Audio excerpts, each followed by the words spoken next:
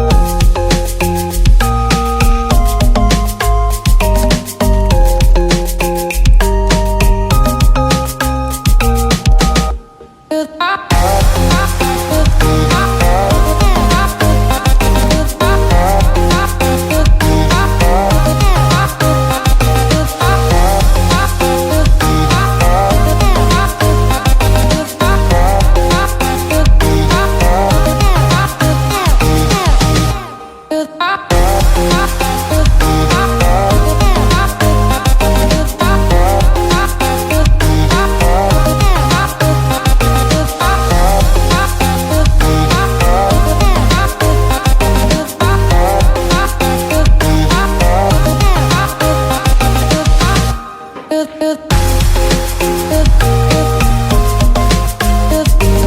that's it, guys. That's how I made my delicious moist carrot cake. For more food and travel related videos, please make sure to subscribe and see you in my next video.